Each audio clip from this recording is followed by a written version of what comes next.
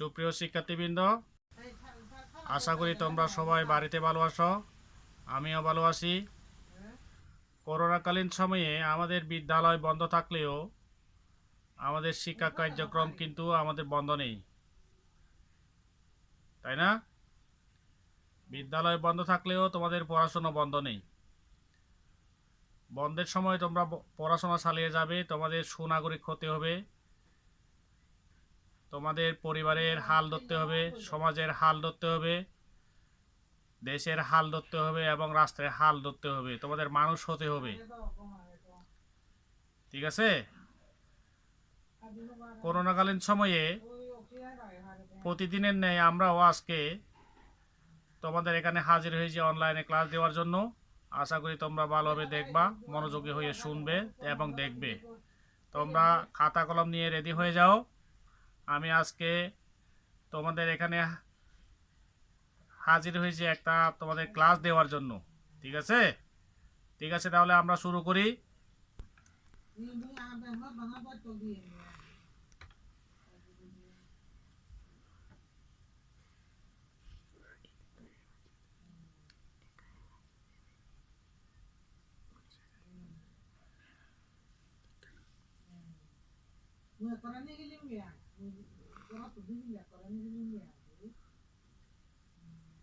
আমি অজয় চাকমা, সহকারী শিক্ষক, রাঙ্গামাটি সরকারি উচ্চ বিদ্যালয়, রাঙ্গামাটি।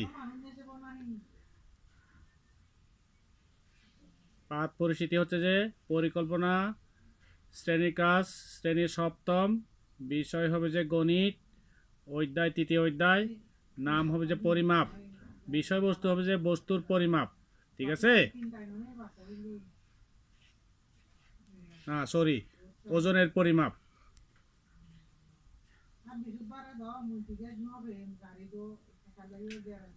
তোমরা দেখো, এই যে এখানে দোকানদার জিনিসপত্র বিক্রি করতেছে।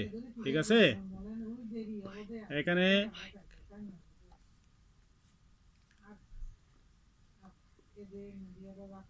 এখানে দোকানদার কি করতেছে? পণ্য বিক্রি করতেছে, তাই না? বিভিন্ন ধরনের জিনিসপত্র বিক্রি করতেছে একটা দোকানের মধ্যে।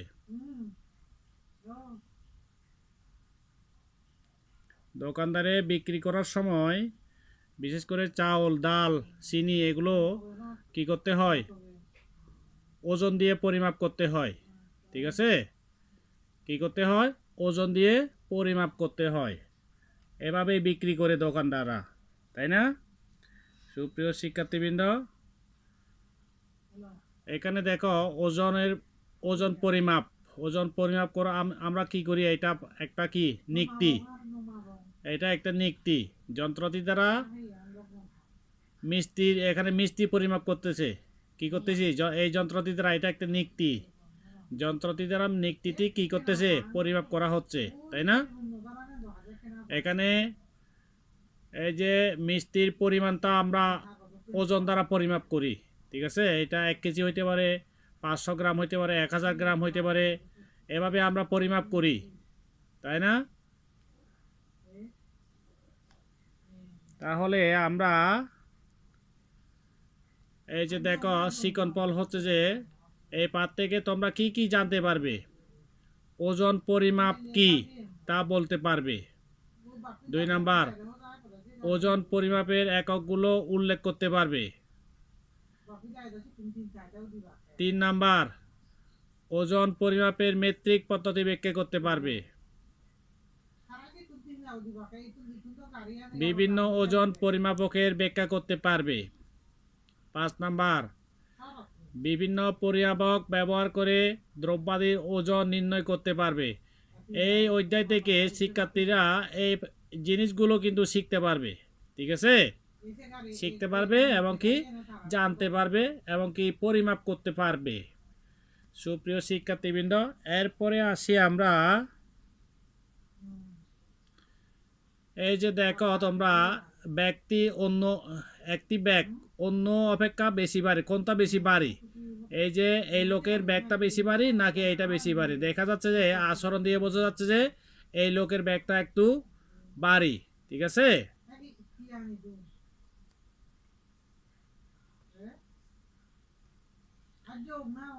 এইটা একটা নিক্তি, তাই না? এইটা একটা নিক্তি, এইটা একটা নিক্তি। ওজন পরিমাপের যন্ত্র এগুলোকে বলা হয়। এগুলো কি বলা হয় শিক্ষার্থীরা? এইগুলো আমরা ওজন পরিমাপ করার জন্য আমরা ব্যবহার করি, এগুলোকে নিক্তি বলি। এটা ডিজিটাল নিক্তি। এটা কি বলা হয়? ডিজিটাল নিক্তি, ঠিক আছে? এইটাও নিক্তি।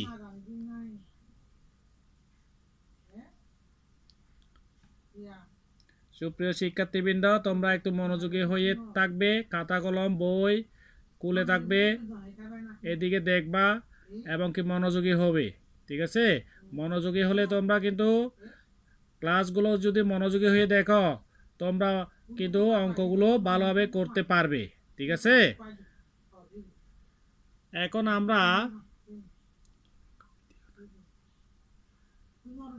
আমরা এই ভিডিওটা একটু দেখি আমরা। এইটাও নিক্তি, কিন্তু এটা ডিজিটাল, ঠিক আছে? মেট্রিক পদ্ধতিতে আমরা ওজন আদর্শ একক হলো কি? গ্রাম। ডিজিটাল ওজন পরিমাপক যন্ত্র এগুলোকে বলা হয়।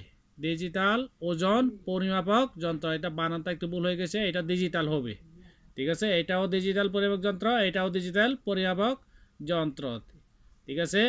এই ভিডিওটা তোমরা একটু লক্ষ্য করে দেখো, একটু মনোযোগী হয়ে থাকবে।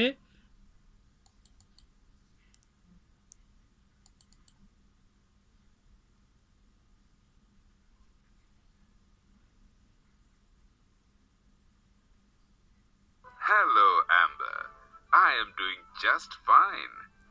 I have kept your একটু stuff মনোযোগী হয়ে ready. শুনে থাকবে তোমরা। They are 1 kilogram each.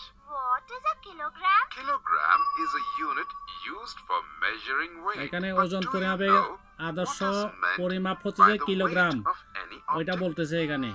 No, Uncle Bob. No problem. I'll explain. Weight of any object is the measure of its heaviness. That means I can find out how heavy I am, right? That's right, Amber. And you can use a unit like kilogram to express your weight. But there can be other units for measuring weight. Grams is used to express the weight of slightly lighter objects. Generally, these units are written using short forms. Okay, but I have a question, Uncle. You said the groundnuts and the watermelon are 1 kilogram each. How is it that you have given me so many groundnuts but only 1 watermelon? That's a very intelligent question, Amber. Let me teach you why it is so. Hey, Amber, do you know what that is? No, Uncle. This is a 1 kilogram weight. It is used to check the weight of an object. And how is it done, Uncle? We will come to that, Amber. Tell me, have you seen this anywhere? Oh, yes. I have seen this at the market. The vegetable vendor uses this. Very good, Amber. This is a weighing balance, and these are called as pans. You have to keep a weight on one pan and the object to be এটা একটা measured নিক্তি। on the other pan. Now, let's check the weight of the watermelon. So we know that the weight of the watermelon is 1 Watermelon এটা kilogram. Now let's check the weight of the groundnuts. Oh, so these groundnuts weigh 1 kilogram too. Yes, Amber, you are correct. Does that mean all these groundnuts together make 1 kilogram? Yes, Amber, you are absolutely right. Hello, Amber. I am doing just fine. ঠিক আছে, তোমরা নিচে ভিডিওটা মনোযোগ সহকারে দেখছো। এবার আমরা দেখি এর পরের সেশনটা আমরা দেখি, ঠিক আছে?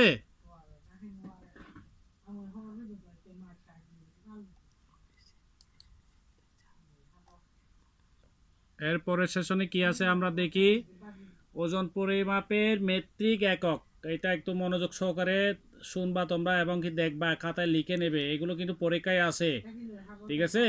এগুলো যখন তোমরা ক্লাস 8-এ যাবে, ক্লাস 8-এও কিন্তু এগুলো কাজে লাগবে। তোমরা একটু এগুলো মুখস্থ করবা, খাতায় তুলে নাও।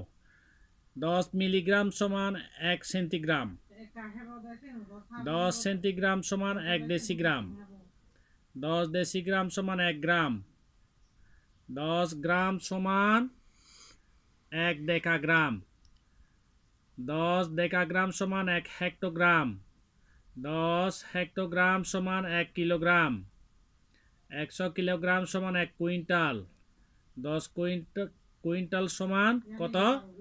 1 মেট্রিক টন। ঠিক আছে, তোমরা একটু তাড়াতাড়ি তুলে নাও। আশা করি তোমরা তুলে ফেলছ। এগুলো কিন্তু মুখস্থ করবা, এগুলো মনে রাখবা, এগুলো সারা জীবন কাজে লাগবে। যতই উপরে ক্লাসে যাবে ততই কাজে লাগবে। ঠিক আছে, এটা দেখো, এটা একটা ঘনবস্তু, তাই না? এটা ঘনকের প্রতিটি দ্বার কত?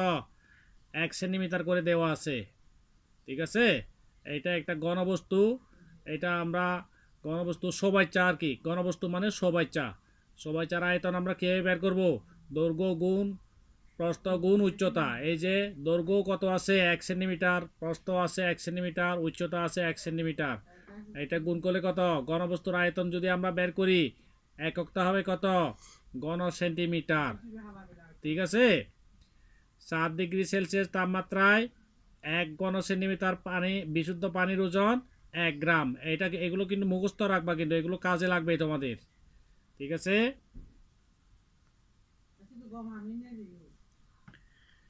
ঠিক আছে, তাহলে আমরা এর পরের সেশনে আমরা যাই। তোমাদের একটা কাজ দিই, তোমরা সবাই খাতা কলম খুলে একটু কাজটা করো। ঠিক আছে, এটা একটা জমি, এটা একটা কি বলছিলাম? জমি। এই জমিটার কত পরিমাপ? কত? 16 একর। 16 একর জমিতে 400 মেট্রিক টন আলু উৎপন্ন হলে 1 একর জমিতে কত কুইন্টাল আলু উৎপন্ন হবে? ঠিক আছে, এইটা একটু তোমরা করে দেখো।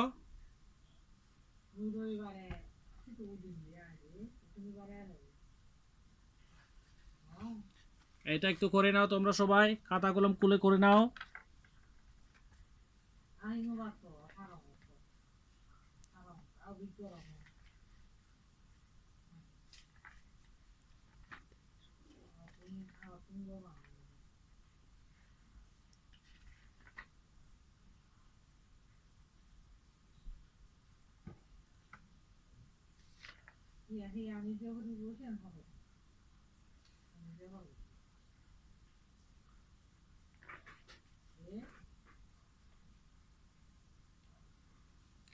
আশা করি তোমরা করতে পেরেছো, তাই না?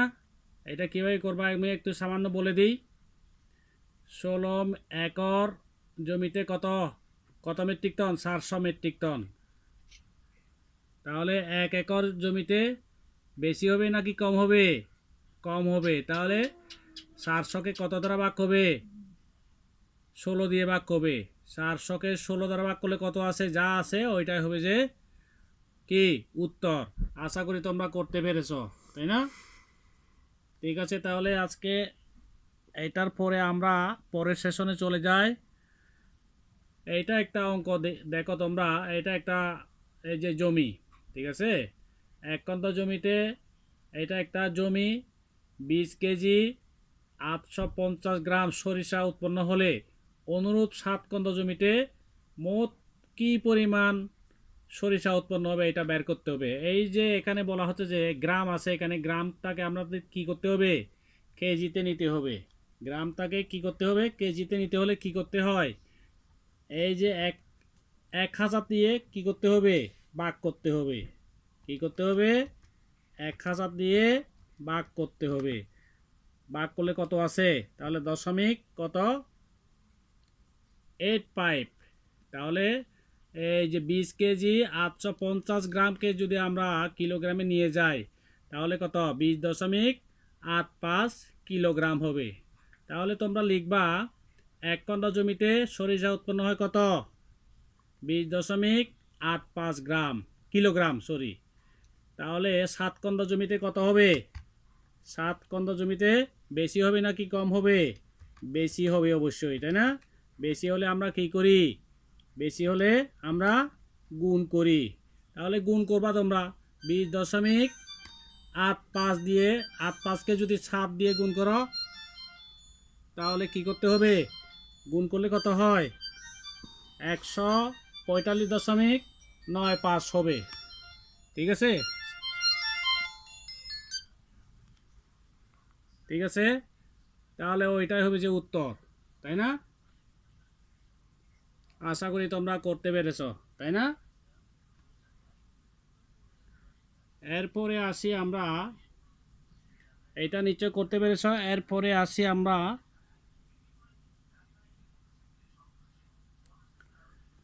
এখন তোমাদের একটা কাজ দিই, তোমাদের একক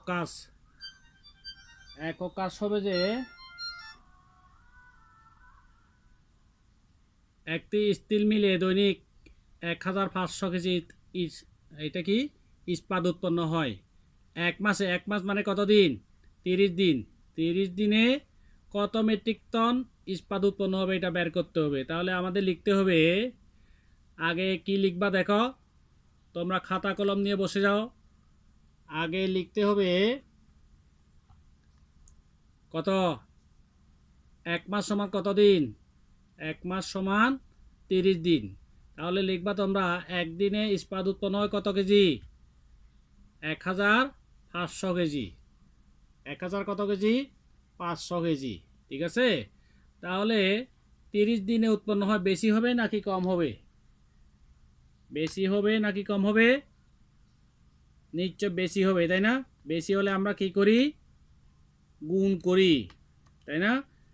তাহলে 1500কে আমরা কত দ্বারা গুণ করব? 30 দ্বারা গুণ করব। 30 দ্বারা গুণ করলে কত হয়? 45,000 হবে। 45,000 কেজি হবে। ঠিক আছে, তাহলে এইটার উত্তর আমরা পেয়ে গেলাম।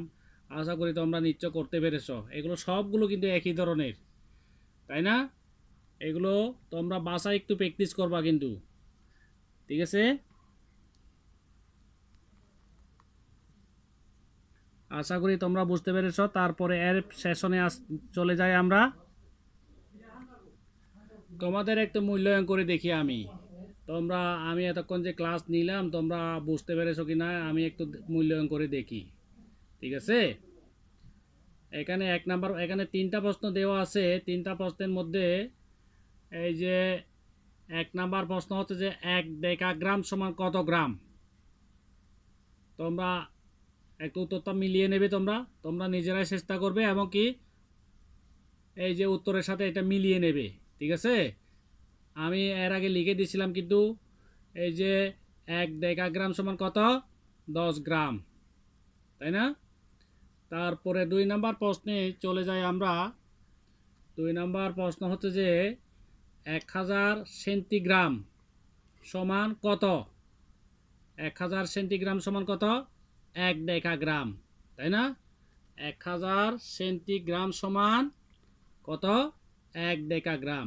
ঠিক আছে, তারপরে 3 নাম্বার হচ্ছে যে দৈনন্দিন কাজে ব্যবহৃত ওজনের ক্ষেত্রে এখানে 3টা আছে। 3টার মধ্যে কোনগুলো হবে দেখো তোমরা। 1000 কিলোগ্রাম পাথরের ওজন কত? 1 কুইন্টাল, 1 নাম্বার। 2 নাম্বার হচ্ছে 1000 গ্রাম সোনার ওজন কত কেজি? 1 কেজি। 3 নাম্বার, ওজন পরিমাপের আদর্শ একক হলো গ্রাম। এখানে 3টা অপশন আছে, 3টা অপশনই কিন্তু কি সঠিক, তাই না? 3টা অপশনই কি সঠিক। তাহলে উত্তরটা হবে যে গ নাম্বারটা 1 2 3। ঠিক আছে, আশা করি তোমরা এগুলো বুঝতে পেরেছ, তাই না? এরপরে আসি আমরা তোমাদের একটু বন্ধের সময় একটু, আমাদের তো বন্ধ চলতেছে এখন, বন্ধের সময় একটু পড়া দিয়ে দিই। এগুলো বাসায় প্র্যাকটিস করবা, বসে থাকবা না। তোমাদের পড়াশোনা চালিয়ে যেতে হবে, তোমাদের মানুষ হতে হবে। ঠিক আছে, তোমাদের সুনাগরিক হতে হবে। মানুষ হয়ে তোমাদের পরিবারের হাল ধরতে হবে, সমাজের হাল ধরতে হবে, দেশের হাল ধরতে হবে। ঠিক আছে, তোমরা খাতা কলম নিয়ে তোমরা এটা একটু তুলে নাও। পরেশের 16 একর জমিতে 28 মেট্রিক টন ধান উৎপন্ন হয়েছে। এর জন্য তার 56,000 টাকা খরচ হলো। কোথায়? এই জমিতে ধান উৎপন্ন হয়েছে কত? 16 একর জমিতে 28 মেট্রিক টন ধান উৎপন্ন হয়েছে। এখানে যত ধান উৎপন্ন হয়েছে কত টাকা খরচ হয়েছে? 56,000 টাকা খরচ হয়েছে। ক নাম্বার প্রশ্ন দেখো, প্রতি একর জমিতে কত কুইন্টাল ধান হয়েছে? ক নাম্বার, প্রতি কেজি ধানের উৎপাদন খরচ কত? তারপরে গ নাম্বার, 20 একর জমির উৎপন্ন ধানের এই উৎপাদন খরচ কত? এটা বের করবা। আশা করি তোমরা আমার ক্লাসটা শুনেছ এবং বুঝতে পেরেছ, তাই না? এই পড়াটা একটু খাতায় তুলে নেবে, বাসায় ভালোভাবে পড়াশোনা করতে হবে, বাসায় নিরাপদে থাকবে, কোথাও বের হবে না। প্রতিদিন তোমরা ভিটামিন সমৃদ্ধ খাবার খাবে, ভিটামিন সি সমৃদ্ধ খাবার খাবে, প্রোটিন সমৃদ্ধ খাবার খাবে। বাসা থেকে বের হইও না। করোনাকালীন সময়ে তোমরা বাসা থেকে বের হলে তোমরা যদি আক্রান্ত হয়ে যাও, ঠিক আছে, তোমাদের সাথে তোমাদের পরিবারও কিন্তু আক্রান্ত হওয়ার সম্ভাবনা থাকে। সেই জন্য তোমরা নিরাপদে থাকতে হবে, ঠিক আছে? ঠিক আছে, তাহলে আজকে আমরা এতটুকু পর্যন্ত রাখি। সবাইকে ধন্যবাদ জানিয়ে আমি আজকের ক্লাস আপাতত আজকের মতো এখানে শেষ করছি।